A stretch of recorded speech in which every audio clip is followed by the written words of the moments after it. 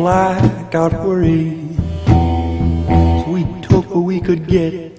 And all you fair weather watchers, watch out and beware.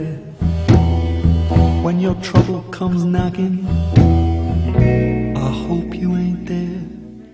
Hardcore Cyclo, ça appartient un peu d'un trip de chum. Un de mes chums qui s'est acheté une moto, ça fait peut-être 3-4 ans.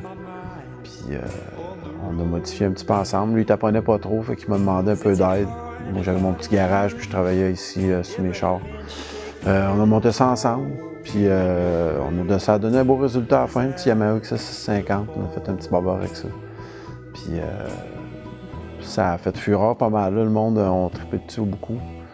Puis moi j'ai bien aimé ça, je me suis fait un CB 900. J'ai fait un à ma blonde, puis là, ben, le monde a vu ces bikes-là, puis ça... Après ça, les chums sont venus me faire des contrats, tu sais, hey, ouais, moi aussi. Fait que, après ça, ben là, ça a pris de l'ampleur, tu sais. Moi, je prends ce que la vie m'amène souvent, tu sais, j'ai souvent été un peu... je dirais pas peut-être un peu... pas peut-être folle, là, mais... je réfléchis pas trop à mon avenir, tu sais, je prends ça comme ça vient, là. Je prends des petites décisions légères, là, tu sais. J'ai pas une idée fixe de ce que je vais faire dans la vie. Puis ça va à date, ça a tout le temps bien marché, là. On dirait que j'étais prévu pour faire, j'étais comme destiné pour faire ça, si tu veux, tu sais.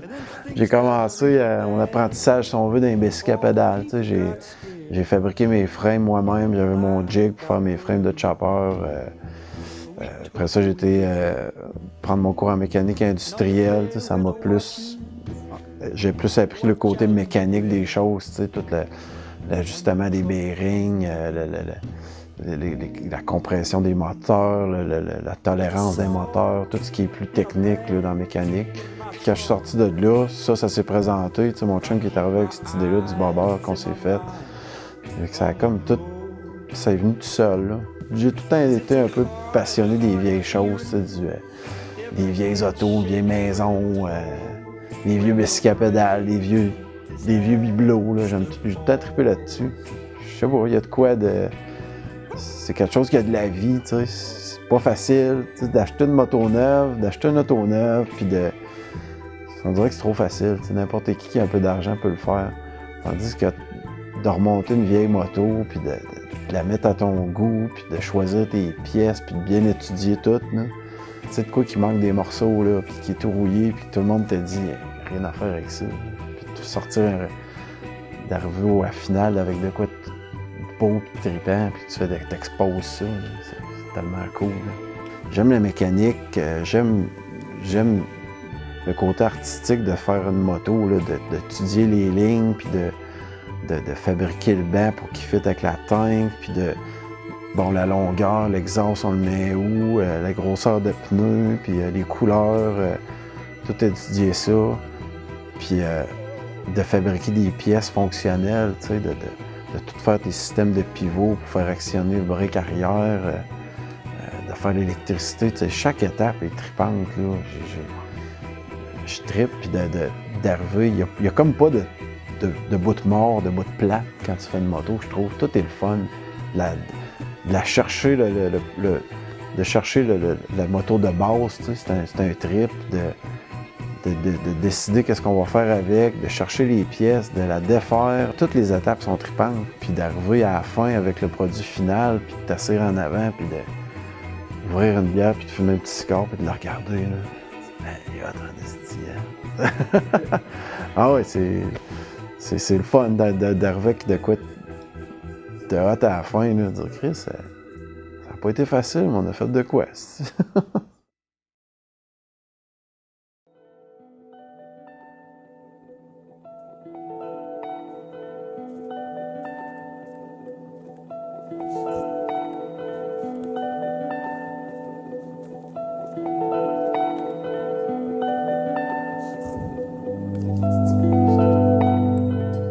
Je pense que l'aventure a commencé peut-être ça pour environ 3 ans. À vrai dire, j'ai eu la piqûre de la moto toute jeune. Depuis que je suis tout jeune, on fait de la moto dans ma famille et tout ça. Puis ensuite, quand j'ai eu ma première moto, ça a été celle-ci, Yamaha 550-81. J'ai déboursé 300$ pour ça. Elle marchait pas, elle coulait de l'huile, elle partait pas. Mais je savais que j'allais triper avec cette moto-là. J'étais vraiment content de l'avoir. Je l'ai montré à tout le monde, je l'ai mis dans la boîte de pick-up. J'étais arrivé chez nous, j'ai fait ce que je peux pour la faire partir. Puis elle a fini par partir avec maître effort, puis l'effort de mes amis aussi qui m'ont pas mal aidé. Puis quand elle est partie, l'aventure a commencé. Puis quand j'avais commencé avec cette moto-là, j'étais soudeur dans le temps. Puis je me cherchais un peu d'envie, je savais pas trop ce que je voulais faire effectivement. Puis un bon matin, je pense que je me suis réveillé avec l'envie de réaliser un rêve, c'était de partir en Californie. Puis la meilleure option que je voyais, c'était ma bonne vieille CK 550. Fait que je me demandais comment j'allais m'y prendre, puis si c'était faisable. Puis un beau matin, je me suis décidé, puis j'ai dit je le fais, puis je vais le faire jusqu'au bout. Puis ce qui a fait la plus grosse différence, c'est que j'étais déterminé à le faire. Puis c'est le même pour tout dans la vie, je pense. Fait qu'à partir de ce moment-là, j'ai préparé les plans, j'ai fait les maps, je me suis dit par où je vais passer, la température. Puis ce qui était le fun, c'est que tout le monde autour de moi disait « Hey Philippe, man, je pense pas que tu vas être capable de te rendre avec cette moto-là, man. C'est tout croche, ça marche pas vraiment, puis c'est pas une moto de voyage, une petite cylindrée. » Mais ça m'atteignait pas, man. Je me suis dit hey, « Je vais le faire pareil, puis c'est mon rêve, puis il y a pas grand-chose qui va m'arrêter de la faire. » À partir de ce moment-là, j'ai quitté mon job de soudeur.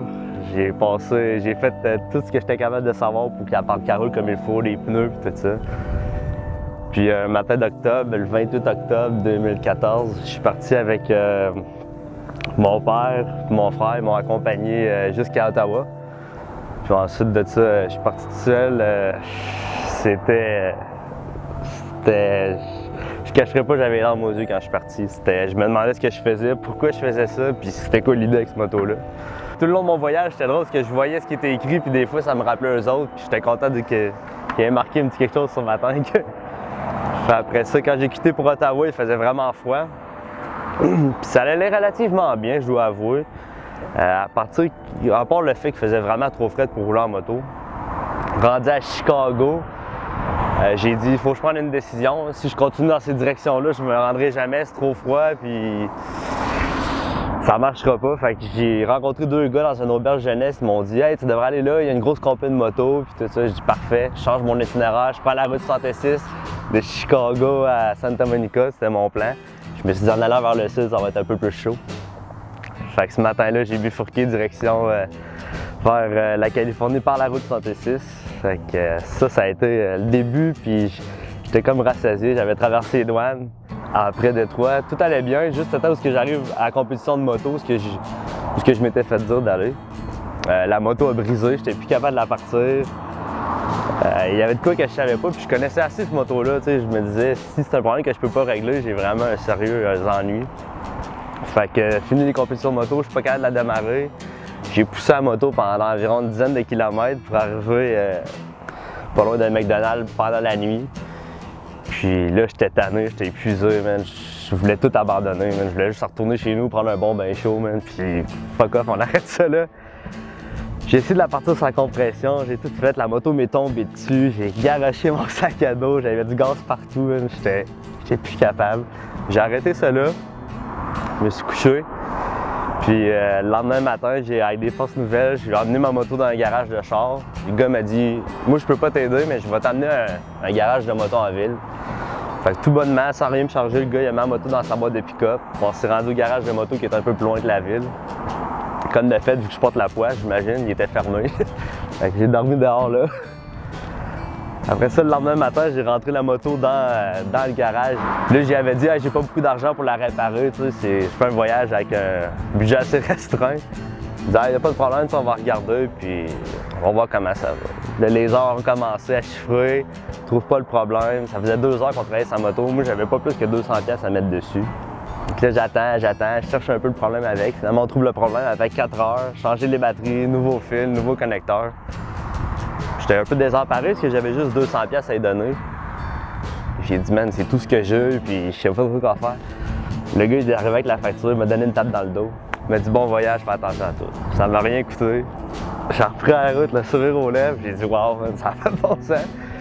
J'ai continué à rouler, man. J'étais tellement content, man. J'ai clenché les vitesses. Je suis parti, man, aussi loin que j'ai pu. J'ai changé d'état en état, rencontré du monde qui m'aidait, j'ai fait du couchsurfing.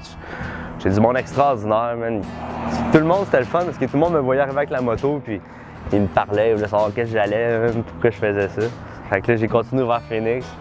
J'ai plongé, le soleil était là, j'étais de bonne humeur, la moto roulait super bien encore. Puis j'étais pas mal plus proche de mon but. Tu sais, je savais que j'allais vraiment me rendre. Puis rendu dans le coin de peut-être 2 jours avant Santa Monica, je me suis dit, OK, c'est bon, tu sais, je vais l'avoir. Je suis arrivé en après-midi, je passais devant la shop Deus Ex Machina avec ma moto, j'ai arrêté. J'en croyais pas, mais je suis rendu, j'étais à 2 km de la plage, man, le but ultime, man, du voyage il va être réalisé. Puis comme de fait, je suis arrivé à la plage, j'ai débarqué à la moto, j'ai enlevé mon sac à dos, j'ai marché jusqu'à la plage, je me suis rendu les 2 pieds dans l'eau, man, puis tout ça avec la moto là. J'étais vraiment content qu'elle soit là, puis je m'étais rendu. Je suis parti de Santa Monica en Californie, là, j'ai décidé de faire tous les parcs nationaux, en passant par Grand Canyon, Canyonland, Arch Park, c'était magique, il faisait chaud. J'étais heureux, il faisait genre 37 degrés, le soleil me coulait par-dessus la face, c'était trippant. À partir de l'Alberta, je me suis dit c'est le chemin de retour, c'est le temps de rentrer à la maison encore avec la même moto. J'étais environ rendu à peut-être 18 000 km de fait, rendu là.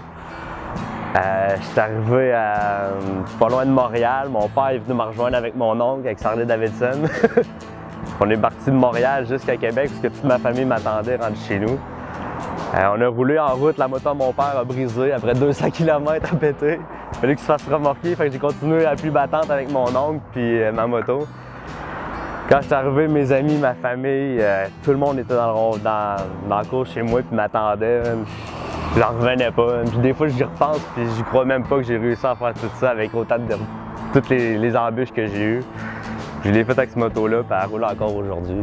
Fait que je pense que la leçon que j'ai retirée de ça dans la vie, quand tu veux vraiment quelque chose, faire de la volonté, puis tu peux y arriver avec n'importe quoi.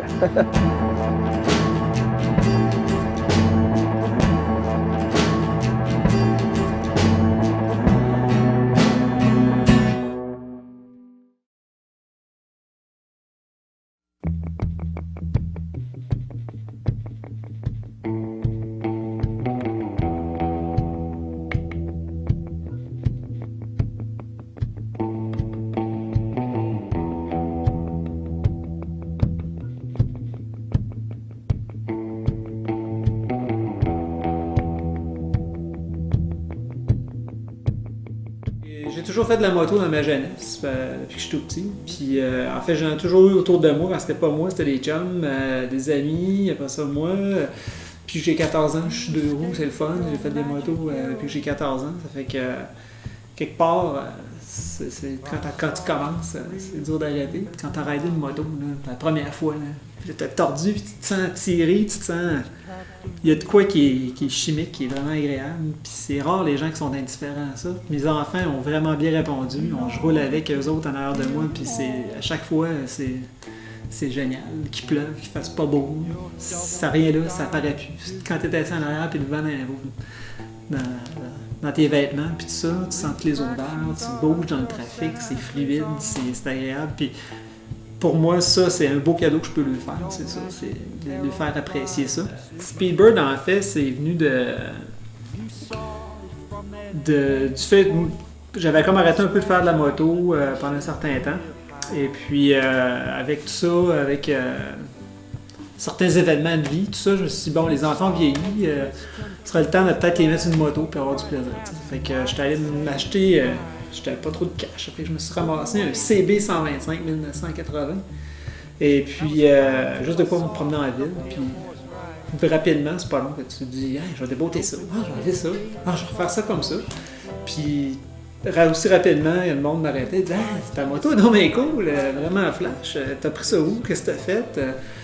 Puis, en même temps, à la conjoncture de tout ça, j'ai rencontré des bons vieux amis que je connaissais du temps que j'étais au cégep en design industriel. Et puis, ensemble, de fil en aiguille, je me suis mis à faire plus de recherches, acheter d'autres bikes, acheter des vieilles motos, puis tout ça.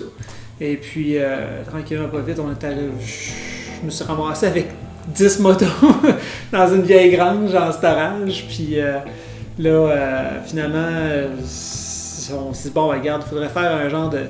On va essayer de se faire pas tant une entreprise que, comment je dirais, un collectif finalement, où ce que je pouvais avoir des gens autour de moi, aller piger des gens autour de moi pour certains projets, puis d'autres personnes pour d'autres projets. Et puis on a commencé, on a comme une moto, 2 motos, et puis nous voilà aujourd'hui. Quelqu'un m'amène une moto en un crate, en boîte. J'achète ça pour des pinottes, on met le frein, on met une roue, puis là, tout à coup, la moto nous parle, on commence à voir un petit peu plus comment qu'elle se dessine comme telle. Et puis, tu laisses les choses aller finalement. Tu laisses un peu ta tête aller au fil des jours, puis non, regarde, ok, on y va avec un look tracker, de quoi qui est plus off-road un peu. On va mettre un swinger monochoc en arrière. Qu'est-ce qui se fait? Qu'est-ce qui fitterait bolt-on? Qu'est-ce qui fitterait un petit peu plus compliqué?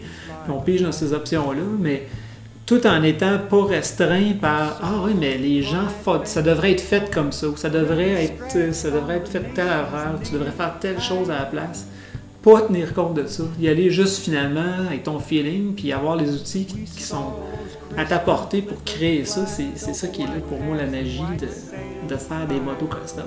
Puis une moto, c'est petit, c'est compact, c'est pas trop complexe. C'est que ça te permet de vraiment jouer relativement facilement avec toutes les composantes, puis mettre ça harmonieux. Même si ça a été déconstruit et reconstruit avec des pièces de 3 autres motos.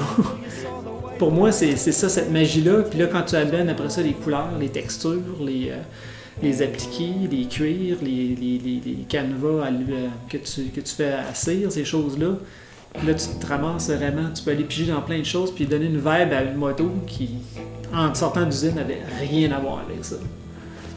Mais en même temps, ce qui est encore plus, qui est même au contraire, qui est encore plus trippant, c'est justement, tu te dis, il y a quelqu'un qui a acheté cette bike-là en 1974, flambant neuf. Puis quand il est arrivé chez eux, là, écoute, c'était la meilleure affaire au monde. Puis de dire qu'aujourd'hui, ça dort d'une grange à quelque part, puis tu peux reprendre ça, puis de refaire le même feeling à quelqu'un avec la même moto. Oui, il est refait à neuf, tout.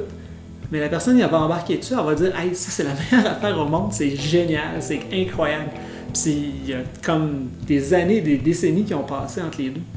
Puis tu es encore en train de leur donner une deuxième vie, puis ça va rouler encore pendant tellement de temps, puis ça va amener du plaisir, puis ça c'est vivant, ça devient quasiment vivant, ça vient que ça a une âme, puis tu pognes ça, puis ça continue.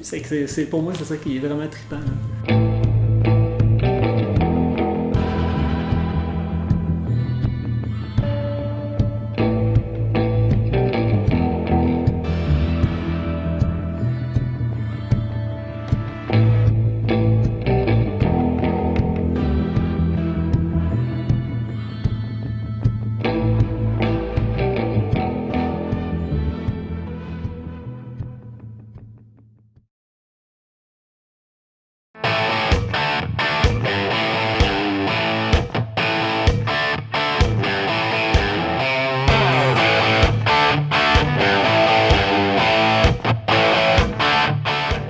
L'idée, c'est que ça partit un peu du skate, du snow, là, des années qu'on était plus. Quand moi j'étais vraiment plus jeune, puis que lui était trop jeune pour comprendre ce qui se passait, parce que ça a commencé quand même le 10 ans. Fait que t'avais quel âge?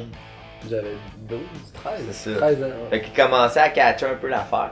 Moi, toute ma jeunesse, j'étais dans le skate, dans le snow, puis c'était tout le temps, tu sais, comme relié avec un peu le fashion, la mode, puis fait que j'essayais de trafiquer mon linge, je vais être différent un peu, je barbouillais mes trucs, j'enlevais des logos, on mettait des sticker jobs sur nos snow, nos skates, tout ça. Fait que là, c'était tough des fois de trouver ce qu'on voulait vraiment, puis là, j'ai appris à faire de la sérigraphie, j'ai trippé là-dessus, je pouvais printer mes affaires.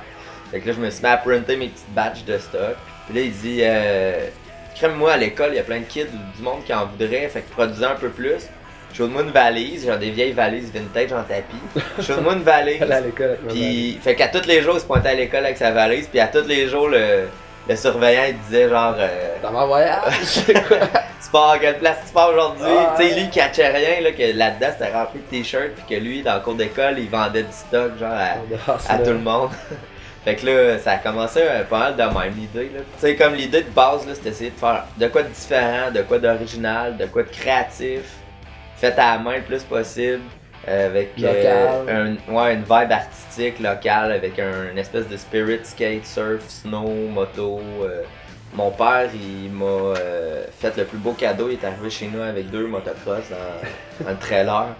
Puis ça a comme changé un peu toute ma jeunesse, là, parce qu'à toutes les semaines, on partait ensemble, on allait au pit, puis on faisait du motocross ensemble. Puis ça a été vraiment là, les plus beaux moments de ma jeunesse, c'était quand j'étais en moto. Là. Puis un moment donné, ben là, les études, blabla, toutes les affaires en bas, devant les motos. Puis là, j'ai comme plus eu de moto pendant un bon 10 ans. Là. Comme pas assez d'argent moi-même pour m'en acheter une. Puis mes parents c'était rendu à l'âge où ils disaient, ben là, t'as 18 ans, fait que si t'en veux une, tu t'appelleras, là, tu sais.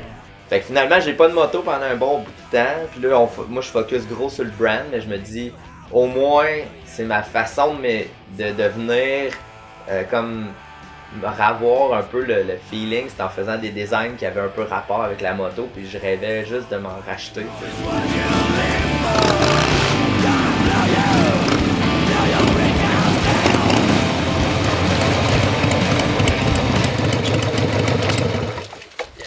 Pas mal mouillé!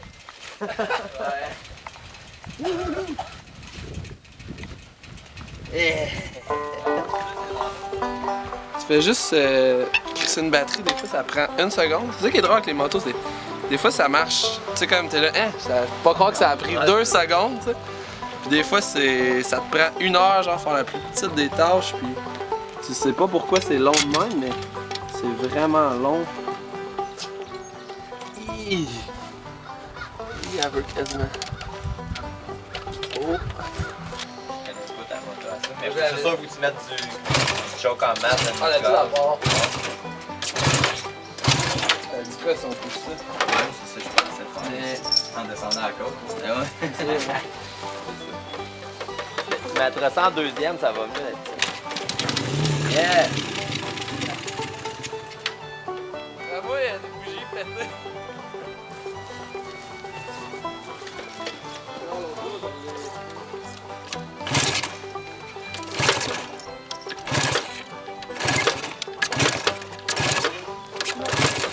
On le réessaye ça à compression 2-3 fois, je vais voir.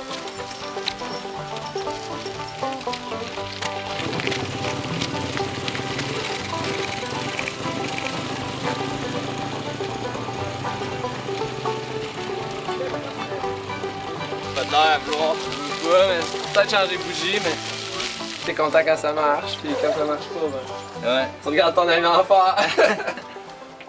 En plus, ça pue le gaz tout le temps, c'est ça qui est crissement le fun. Qu'est-ce qui est le fun aussi avec une moto, c'est que c'est tellement down to earth, c'est tellement basique, c'est tellement. Tu sais, c'est pas. Tu t'embarques pas dans une mécanique incroyable, t'es pas en train de démonter genre 8 plastiques pour aller chercher une pièce, c'est tout le temps. Tu prends un ratchet, t'enlèves genre 2 bolts, Ouais. c'est fait, là, t'es là, pis t'as tellement un freedom plus incroyable par rapport à ça, tu peux carrément. Quand tu veux changer, pis c'est comme un Ouais. genre de Lego, tu sais, Ouais. c'est tellement plus facile qu'un char, pis. Moi j'aime bien ça quand c'est trash, c'est rough, pis ça a l'air vraiment jobber made, fait à la main. Ouais. Ben, c'est toi qui. Tu travailles toi sur qui quelque l'as chose qui est fait. à toi, puis je pense que c'est un feeling qui est partagé. On n'est pas la coche au-dessus, on n'a pas un atelier pour carrément faire, ok, je build un frame, puis je vais mettre un moteur, puis ça, j'espère qu'un jour je vais être carrément là-dedans, tu sais. Sauf que pour l'instant, juste de s'acheter une moto, de la prendre en pièces, puis faire de quoi de. Ouais. qui Nous autres- marche, qui roule, c'est comme. Nous wow. autres, notre part là-dedans, c'était. Ben, vu qu'on n'est pas des mécanos, mais on est plus du monde qui Jobber s'occupe du made. fashion, tu sais. C'est comme du vêtement, tu sais. Ça, c'est notre force là-dedans. Ben, on taponne nos motos pareil, mais on n'en fait pas une business. Sauf qu'avec les vêtements, ben, c'est notre façon peut-être de pouvoir vivre de notre passion. Ben. J'ai tout le temps comme eu un genre de poussée vers le passé, puis j'ai jamais catché pourquoi, mais tout relié à ma vie, j'ai toujours aimé ce qui était un peu plus raw, genre, tu sais, de Parce quoi qu'il y a qu'il y a de une l'histoire, il y a un histoire, genre ouais, c'est de charisme qui sort de, tu sais, il y a un de art la là-dedans. vie, c'est Ouais. ça, puis tu sais, si je vois une moto à 700$, je sais pas trop, qui est tout démonté, man, c'est même pas, t'ouvres ça, la tank est rouillée, t'es là, ouais. C'est un beau défi. Mais aussi, t'es en là, même temps. Ouais. wow, moi c'est ça que je veux, c'est ça qui me fait triper. C'est un beau défi, puis il y a un feeling qu'on retrouverait jamais ailleurs, puis il y a un art, il y a quelque chose qui se L'attirance, dégage. puis- Ben, tu sais, au début, tu te dis, ok, je veux une vieille moto, t'en fais un peu avec, tu dis, ah non, mais faire quelque chose de plus que ça. Là, tu te dis, au prix que je l'ai payé, tu vraiment, genre, essayer de revendre le même prix, puis, ou essayer de vendre ça plus cher, ou gosser, tu sais, comme, bon, on va la garder. Fait que là, ça fait ça souvent, tu sais, comme, ok, on la garde. Ok, je la garde, elle aussi. On va mettre dans le tape. Fait que là, 1, 2, 3 crèmes, je suis rendu à 5, 6, ok, je saurais peut-être en vendre 2, 3. Ouais. Fait que là, c'est ça, là, il y a le permis de conduire présentement de Way. Ouais. Puis on a bien hâte d'être légal. Ben, moi, j'étais légal à l'année passée. Ouais. Permis, ok, c'est bon, fini. On va faire la moto, là?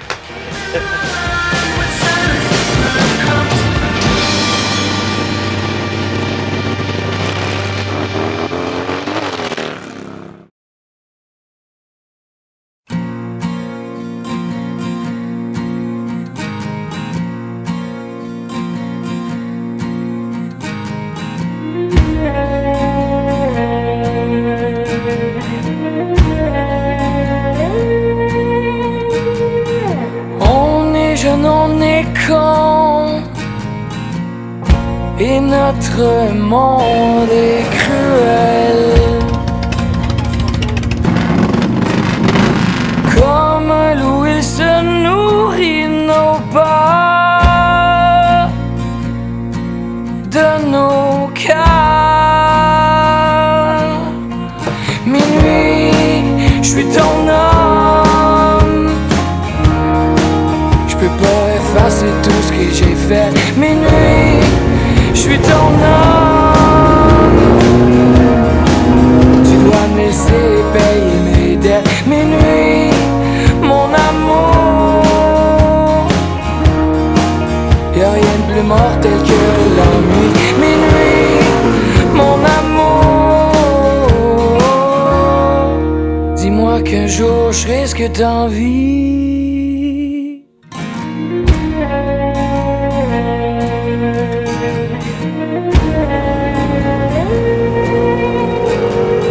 Le soleil a saigné et tranquillement la nuit se lève.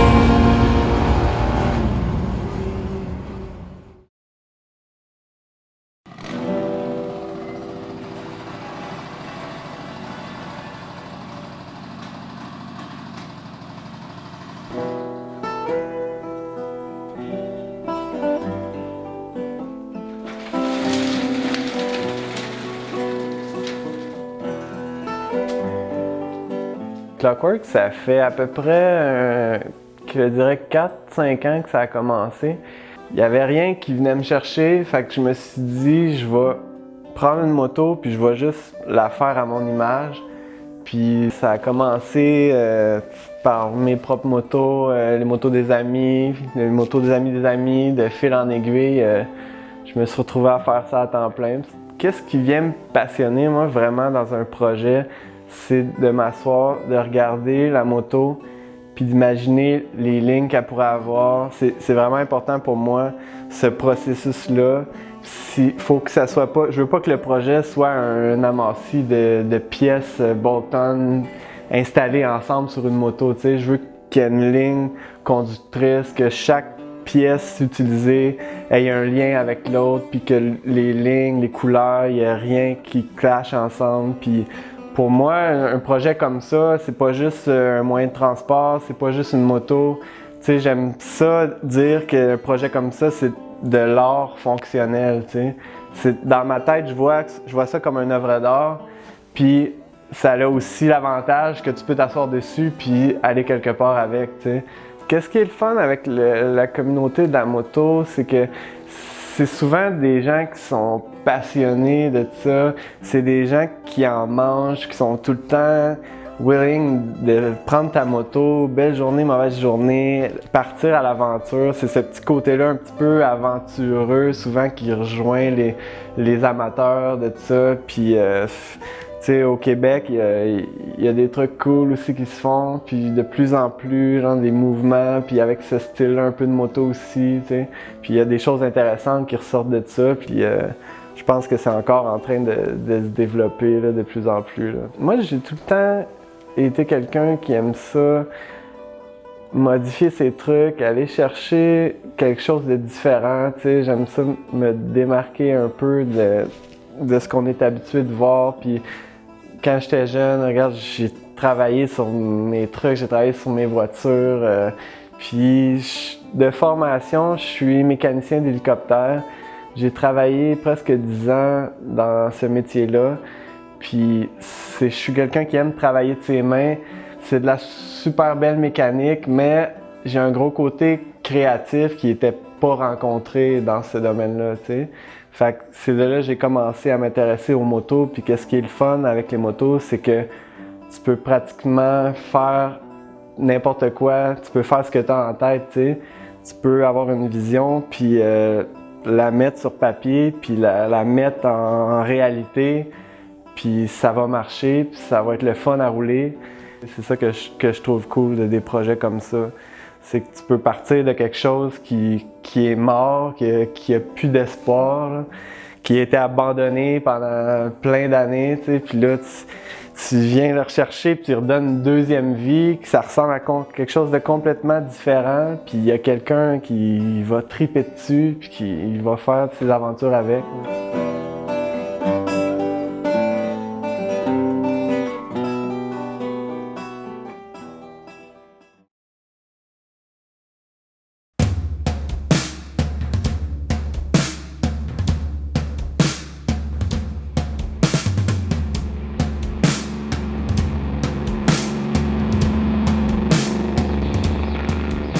On a starté la compagnie parce que on tripait moto, on tripait bike vintage et tout ça.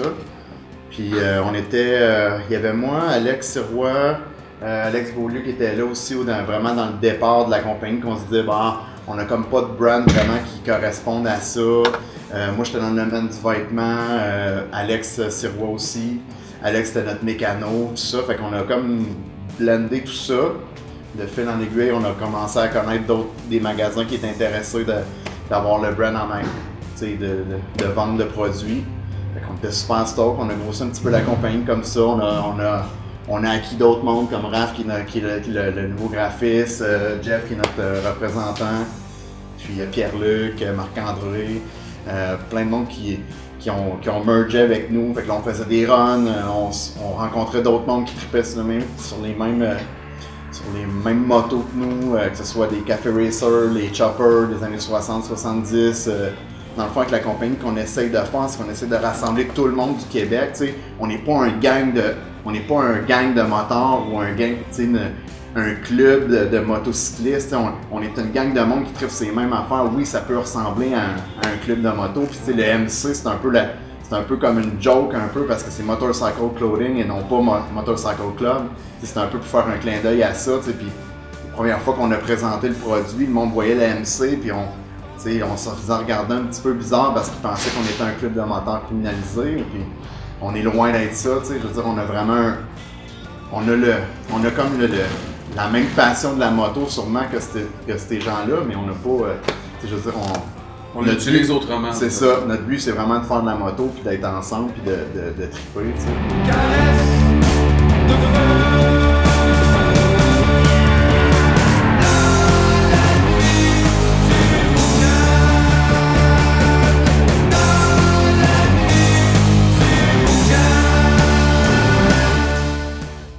Tout le monde de la moto, ce qui est incroyable que tu peux faire, c'est que tu peux vraiment mettre la moto exactement comme tu veux. Tu peux vraiment la personnaliser comme tu veux, puis faire ce que tu veux, puis la mettre à ton image. Fait que c'est ça qui est le fun un peu de la moto custom. Tu la mets comment est-ce que tu veux la rider, qu'est-ce que tu veux faire avec, le style que tu veux avoir, dépendamment si tu veux aller dans les trails, si tu veux aller vite, si tu veux aller faire des petites routes, si tu veux une autonomie de 100 km de gaz, si tu veux aller pour des longues rides. Il y a des gars qui vont aimer plus le rake, pas de rake, les longues fourches. Le bike, tu le fais comme tu aimes le conduire, tu le fais à ton image. Il y a des gars qui sont vraiment, les gars qui sont plus frotteux vont faire une moto qui est vraiment, qui brille plus chaud. Il y a des gars qui aiment ça rough parce que ça reflète les vieilles pièces trouvées. C'est vraiment ça qui est le fun de la moto custom, c'est que tu peux faire ce que tu veux avec, puis la personnaliser à ton image, puis t'es sûr qu'il n'y a pas personne qui va en avoir une pareille comme la tienne.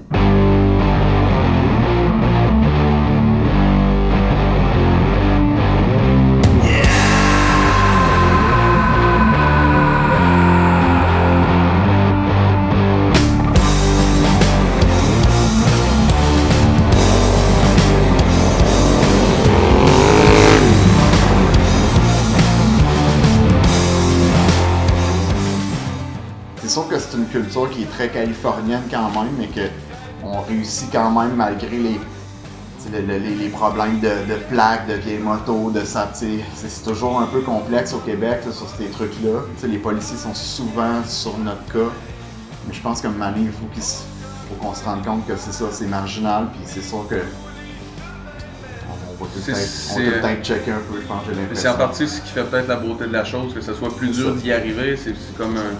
Ça reste encore une culture underground. C'est ça, quand même pour le moment, ouais. Il faut faire des affaires, puis il faut que tu t'arranges pour soit pas te faire pogner ou soit te faire de quoi qui est encore légal, que tu vas pas trop te faire achaler, mais c'est vraiment c'est ça qui fait son charme. En tout cas, en espérant qu'un jour ça va venir, qu'à un moment donné, ils vont nous lâcher un peu. Là.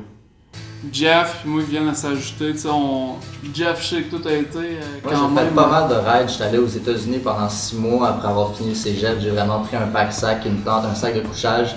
Je suis parti aux États-Unis, pas de cellulaire, pas d'ordi, pas rien, avec une carte. Puis je me levais le matin, je décidais où est-ce que j'allais. C'est vraiment comme ça que tu découvres la culture. Puis je veux dire, dans ce temps-là, j'avais 19 ans, je savais même pas trop c'était quoi la différence entre les Harley et les autres. C'est là que tu réalises que c'est tellement une culture underground, mais que c'est tellement tissé, serré, que ça... Moi, le seul monde qui ont été smart avec moi aux États-Unis, c'était les motards. Il y a du monde qui me croisait, à un moment donné, j'étais arrivé à la lumière rouge, puis le gars, il voyait que j'étais pas capable de trouver de camping, puis il m'a dit « Hey, suis-moi ». Il m'a amené chez lui, il m'a hébergé pendant 2 semaines, tout payé, puis c'était aucun problème. Le gars, il avait pas vraiment beaucoup plus de moyens, mais c'est tellement, comme je dis, du monde qui comprennent la game, qui savent c'est quoi, c'est du monde passionné, fait que, veux pas, on va tous s'aider, puis on va toujours s'entrebaquer, puis c'est un peu ce que les loups essaient de refléter comme image, c'est une gang de chums qui aiment la même affaire, qui sont passionnés par le même monde de la moto, puis qui veulent juste partager ça. Exactement.